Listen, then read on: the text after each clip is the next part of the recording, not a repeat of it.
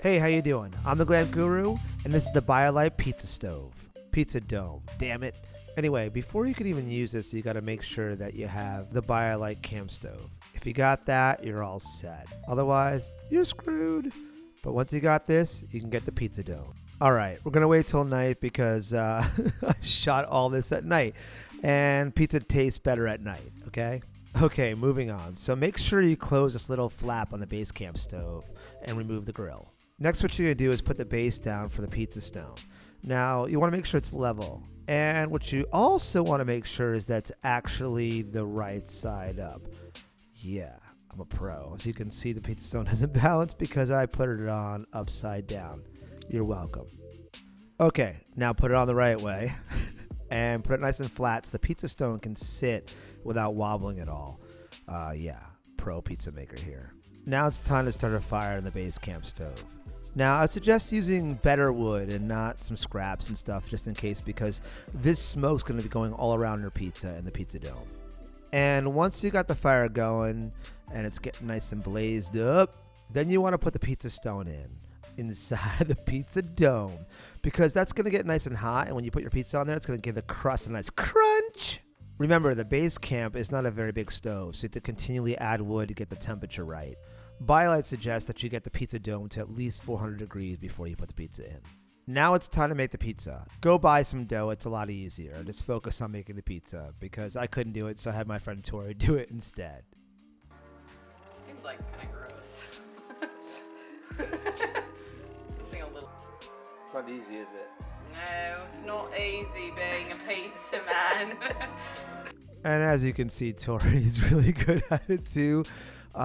Yeah, so a lot of stretching and pulling and rolling, and yeah, we're pros. What can we say? And what's really great about making your own pizza, as you can imagine, is you can do whatever you want, put whatever you want on it. We decided to go with the classic margarita with some basil and mozzarella. Then I went outside and checked on the pizza stone, and it was getting damn hot, which is great. We're almost ready to make this pizza.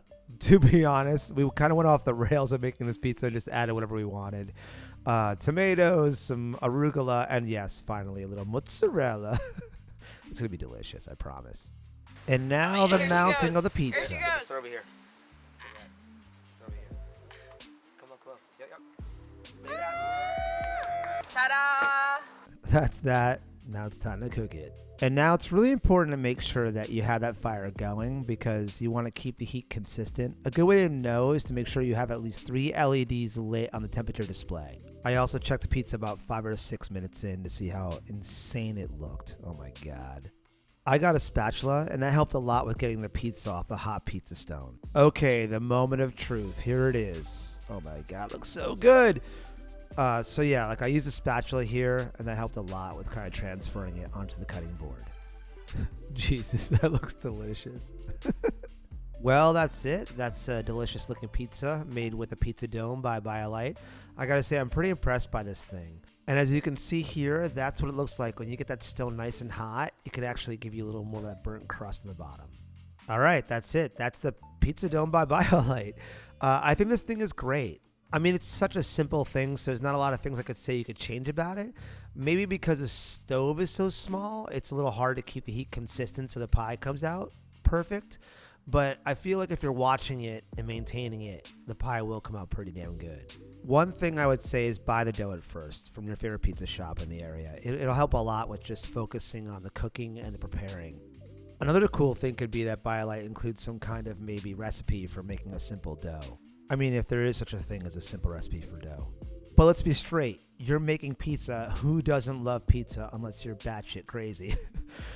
And at the end of the day, you're making pizza out in the wild or off the back of your car, which is incredible.